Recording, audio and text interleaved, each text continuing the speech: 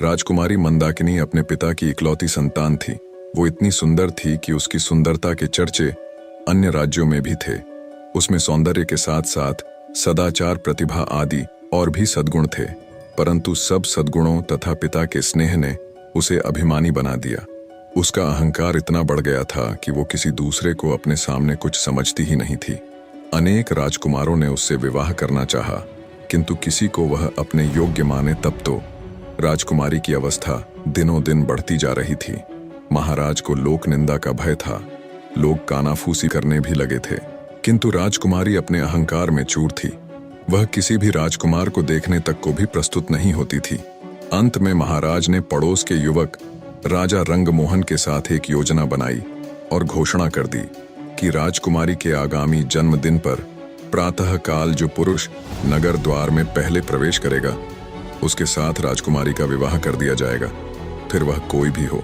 राजकुमारी का जन्मदिन का दिन आ गया। प्रातः काल नगर द्वार में सबसे पहले आने वाले पुरुष को राजसेवक पकड़ लाए। वह था फटे चिथड़े लपेटे एक भिक्षुक, परंतु वह जवान था, सुंदर था और पूरा अलमस्त था। उसके मुख पर एक अलग ही तेज नजर आ रहा था। महाराज ने राजपुरोहित को बुलवाया और बिना किसी धूमधाम के भिक्षुक के साथ राजकन्या का विवाह कर दिया। राजकुमारी चिल्लाई और रोते रोते उसने अपने सुंदर नेत्र लाल बना लिए, किंतु आज उसके पिता निष्ठुर बन गए थे। उन्होंने पुत्री के रोने चिल्लाने पर ध्यान ही नहीं दिया। भिक्षुक को केवल 5 स्वर्ण मुद्रा देकर उन्होंने कहा, तू अपनी पत्नी को लेकर मेरे राज्य से शीघ्र निकल जा, और याद रखना, यदि फिर तू या तेरी पत्नी मेरे राज्य में आए तो प्राण दंड दिया जाएगा। चलो मंदाकिनी। भिक्षुक ने राजकन्या को पकड़ा और चल पड़ा। रोती बिलखती राजकुमारी उसके साथ जाने को विवश थी, परंतु भिखारी ज्यों का त्यों प्रसन्न था।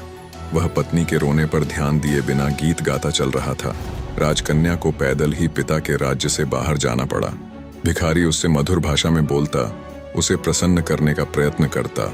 पर्याप्त दूर जाने पर जंगल में नदी किनारे एक फूस की झोपड़ी में दोनों पहुंचे। भिखारी ने कहा, अब यही तुम्हारा घर है। तुम्हें स्वयं अब जंगल के पत्ते और लकड़ियां लानी पड़ेगी। कंदमूल जो कुछ मिलेगा उसे उबाल कर खाना पड़ेगा।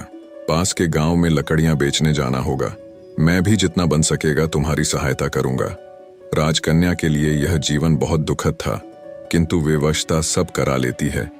उसे एक ही सुख था कि भिखारी उसके साथ बहुत प्रेमपूर्ण व्यवहार करता था। कुछ दिन ऐसे ही बीत गए। फिर एक दिन भिखारी ने झोंपड़ी छोड़ दी और मंदाकिनी को लेकर वह एक गांव में आया। वहां वे दोनों एक खंडहर जैसे घर में रहने लगे। भिखारी कहीं से कुछ पैसे ले आया और उससे उसने मिट्टी के बर्तन खरीदे। पत्नी से कहा, इन बर्तनों को बाजार में ले जाकर बेच आओ। किसी समय जो राजकन्या थी, उसके लिए सिर पर बर्तन उठाकर बाजार में जाना बड़ा कठिन काम था, किंतु मरती क्या करती उसे जाना पड़ा। भिखारी ने उसे स्पष्ट कह दिया कि यदि उसकी आज्ञा का पालन न करना हो तो वह मंदाकिनी को छोड़कर चला जाएगा। बेचारी मंदाकिनी बर्तन सिर पर उठाकर बाजार गई। उसे बर्तन बेचना तो आता नहीं था, दूसरों से नम्र व्यवहार करना भी नहीं आता था। बाजार में बर्तन रखकर वह उनके पास खड़ी रही, क्योंकि जमीन पर बैठना उसे बहुत बुरा लग रहा था। उसे कुछ ही देर वहां खड़े हुए हुई थी कि एक घुड़सवार युवक बाजार में आया। उसने मंदाकिनी से बर्तनों के दाम पूछे। मंदाकिनी ने रूखे स्वर में दाम बताए तो घुड़सवार लौट पड़ा। मोड़ते समय उसका घोड़ा भड़क उठा। फलतः घोड़े के पैरों की ठोकर से सब बर्तन फूट गए। घुड़सवार बिना कोई ध्यान दिए वहां से चला गया। अब मंदाकिनी को काटो तो खून नहीं। बेचारी रोती हुई घर लौटी। भिखारी आते ही क्रोधित होगा, ये बात सोच सोचकर उसके प्राण सूखे जा रहे थे। भिखारी आया तो देखा रो रो कर मंदाकिनी की आंखें सूज गई थीं। वह कुछ नहीं बोला, परंतु दूसरे दिन कहा, मंदाकिनी, तुम्हें कुछ नहीं आता। मिट्टी के सभी बर्तन टूट गए। अब हम दोनों का निर्वाह कैसे होगा? एक उपाय है, नगर में चलते हैं। सुना है राजा रंगमोहन बहुत दयालु है। उसकी पाकशाला में तुम्हें कोई नौकरी दिलवाने का प्रयत्न करूंगा।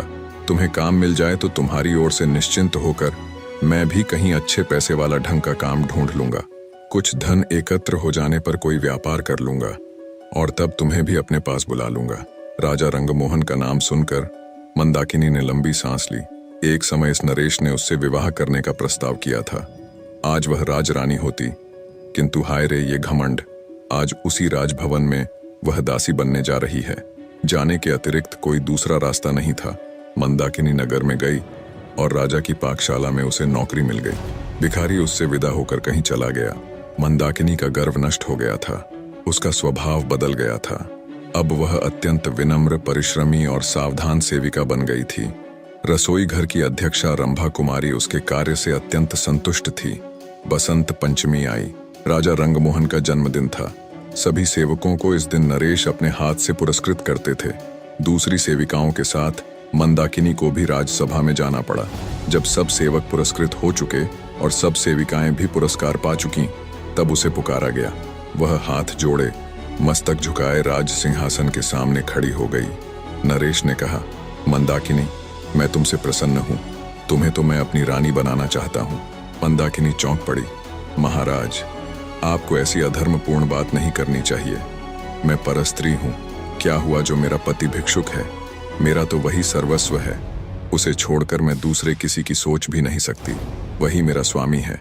आपकी मुझ पर बहुत कृपा है, तो इतना अनुग्रह करें कि मेरे पति का पता लगवा कर उसे बुला दें।